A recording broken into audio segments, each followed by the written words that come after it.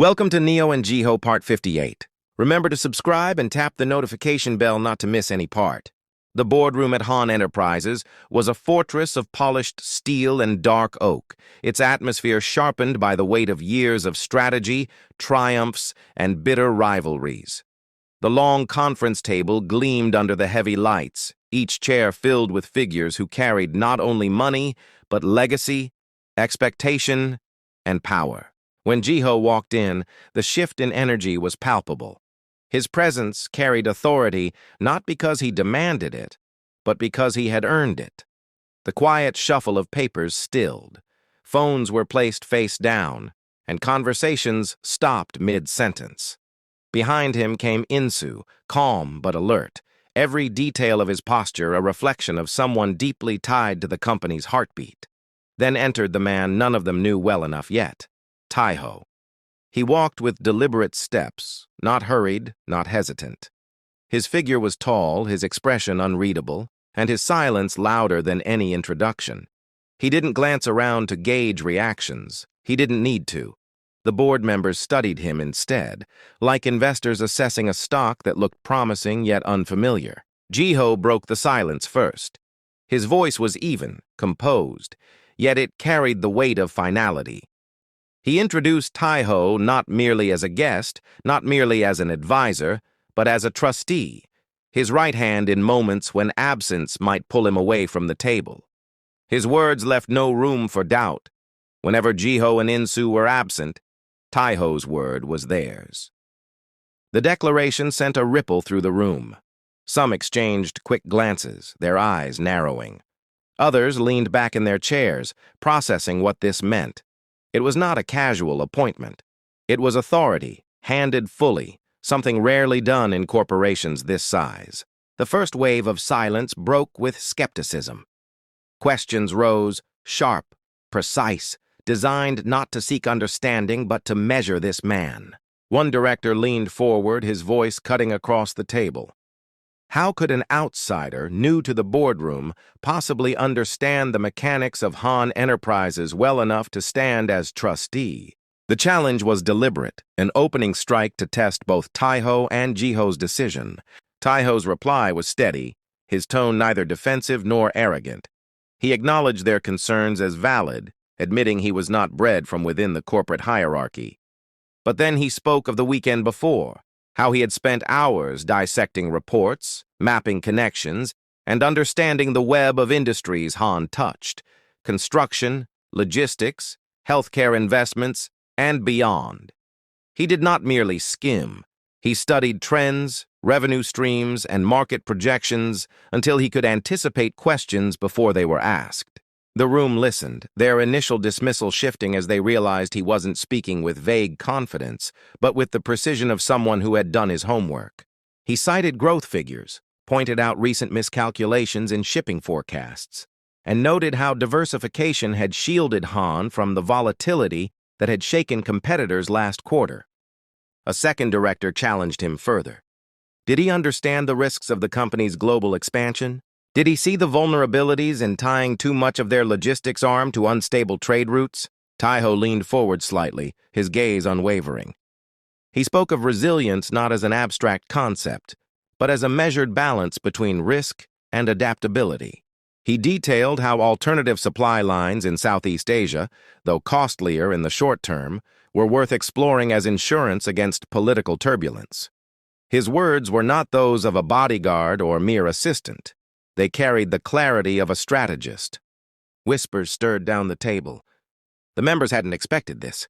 Another voice pressed him about internal operations, questioning whether he understood the subtleties of labor disputes that had, in past years, threatened factory output. Jiho did not blink. He referenced case studies from other conglomerates, outlining how preventative communication with union representatives, rather than reactive bargaining, reduced losses significantly. He spoke of trust, but in a language of numbers, how a drop in worker morale directly translated into decreased productivity. His response was not idealistic, it was empirical. By now, even the skeptical were beginning to sit straighter, their initial sharpness tempered by growing interest. Then came the most piercing question of all. What gave him the right to speak for Jiho, to carry his authority, when legacy, bloodline, and decades of business tradition had placed others at this table? The air tightened. It was the question no one had dared to phrase so bluntly, and yet it hung like a blade. Taiho's reply was calm, unflinching. He said he had no illusions of replacing family or rewriting history. His authority was not taken, it was entrusted. Jiho's trust was not casual, and neither was Insu's. If they placed weight on him, it was because he had proven his worth not through promises, but through loyalty, through results, through standing firm when storms had tried to break them. He reminded them that legacy built companies, but survival required vision, adaptability, and trust in those who could carry burdens without faltering.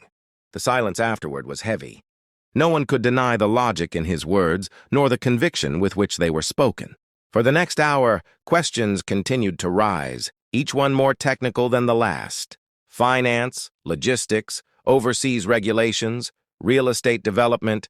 No matter the topic, Taiho answered with precision. His words never carried unnecessary flourish. They were clear, targeted, and grounded. He didn't pretend to know everything, but when he admitted gaps, he did so with a plan. How he intended to close them, who he would consult, what data he would demand before making decisions. One board member, known for his sharp tongue, tried to corner him on an obscure detail of foreign trade agreements. But Taiho responded not with theory, but with case-specific examples, citing how a competitor had misread the same detail and lost millions in tariffs. The director's smirk faded into reluctant respect. It was becoming clear that this man was not merely a body at Jiho's side. He had come prepared, and more than prepared. He had come as though this role had always been waiting for him. By the time Jiho called for the vote, the room had shifted. Suspicion had been replaced by acknowledgement, reluctance by quiet approval. The tally was near unanimous. All but 2 members voted in favor of his role. The dissent was recorded but powerless in the tide of majority. Jiho announced the decision with finality. Taiho was now trustee, empowered to speak and decide on his behalf in absence. The authority was sealed not just by Jiho's words, but by the board's own hands raised in agreement. Insu, who had watched silently from his place, leaned forward at the close of the meeting. His congratulations were brief but genuine. His voice carried the weight of someone who did not easily give praise, and Taiho accepted it with a bow, his expression still composed, though his eyes revealed the faint glint of gratitude. The meeting adjourned, chairs scraped softly against the floor, and papers were gathered.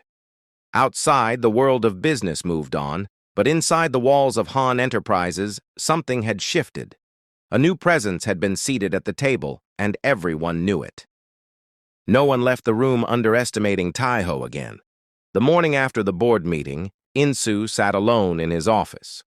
The sunlight spilled through the blinds, but his thoughts weren't on work or contracts. His phone was in his hand, the number of the French embassy already dialed. He had planned this moment carefully, but now that it was here, his heart beat faster than he expected. When the call connected, a polite voice on the other end introduced themselves as part of the consular staff. Insu explained clearly, his tone calm but carrying the weight of his urgency. "I want to arrange a short-term visa for someone close to me," he said. "Her name is Tumi. She'll be accompanying me for business in France this weekend." There was a pause as the officer on the other end checked. The reply came firm but courteous. "She will need to appear in person. Photographs and fingerprints are required. If you can bring her in today, we can prepare everything in time." Insu noted the time carefully, his pen scratching across a notepad. "Today," he repeated.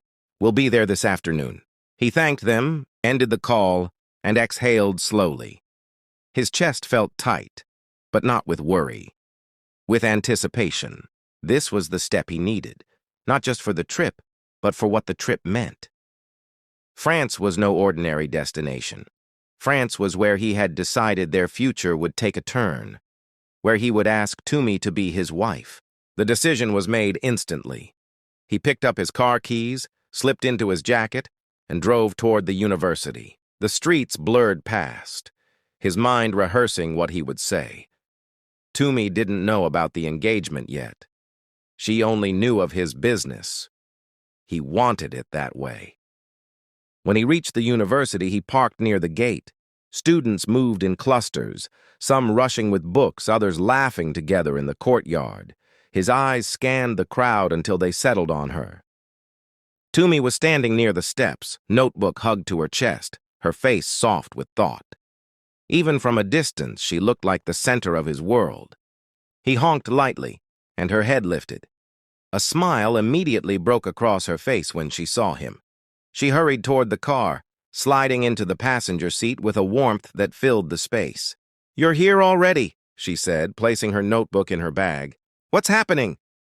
Insu gripped the wheel, glancing at her with a small smile. "I have something important. Come with me." Her curiosity lit her eyes. "Where?" "You'll see," he replied simply, starting the engine. The car rolled out of the campus, merging onto the main road. For a few minutes, silence filled the space between them, the hum of the engine steady. Toomey finally broke it. "Insu, where are we going?" she asked softly, her brows lifted with playful suspicion. He glanced at her, a faint smile tugging at his lips. "The French embassy." Her head tilted, puzzled.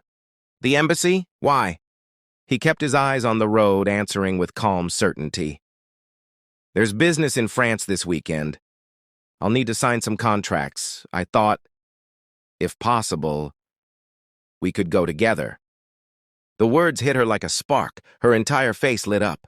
"France?" she breathed, her voice full of wonder. "You mean it?" He nodded once. "Yes, I want you with me." Without warning, she leaned across the console and threw her arms around him. The car swayed slightly as he steadied the wheel with one hand, but the laugh that escaped his chest was worth it. Her excitement poured into him, warm and uncontainable.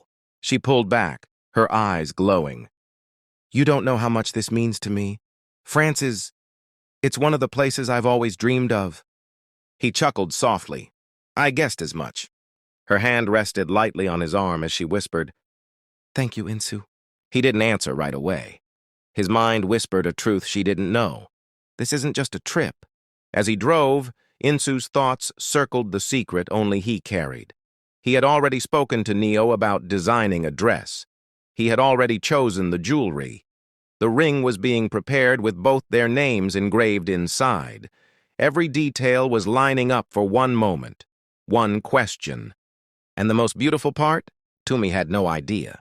That morning, she had told him casually that her dream destinations were France and the United Kingdom. She couldn't have known how perfectly her words aligned with his plan. France would not only be a dream for her, but also the place where he would open his heart completely. He gripped the wheel a little tighter. In just a few days, she would no longer just be the woman he loved. She would be the woman he called his fiancée. When they arrived, the tall gates of the French embassy stood before them. Security guided them through, and soon they were seated in the visa section. The staff was professional, polite. Toomey was called forward. She sat against the backdrop for her photograph, her posture straight, her face glowing with nervous excitement. The flash captured her smile. Then came the fingerprints. She pressed each finger against the scanner carefully, glancing back at Insu each time. He gave her a reassuring nod, his presence steadying her nerves. When it was done, the officer returned her passport with a confirming nod. "The visa will be ready. Everything looks good." After the full process, Toomey and Insu went to the car with her visa in hand, and her excitement only grew. She leaned toward him as he drove and said, I can't believe this is happening. France. Insu, do you realize you're giving me one of my biggest dreams? Then I'll give you more, one by one. I am very grateful for this trip. I am very delighted that I can get to love you in the best way I can, Toomey. It's so nice to finally get away for a bit. I know, this is exactly what we needed. Where are we going? I thought we were heading straight back. A small stop. You need lunch. I won't let you survive on excitement alone. Careful, if you keep smiling like that, I might forget I'm driving. Then don't stop looking. I'll remind you where the road goes. She laughed softly. You've thought of everything. They pulled into a discreet, elegant restaurant tucked within the heart of the city. The glass facade gleamed, and the staff moved swiftly the moment Insu stepped out of the car. Why is it that everywhere we go recently, people bow before you? Maybe it's because of you. When I walk alone, no one ever bows for me. They were guided to a private table near tall windows that framed the city skyline.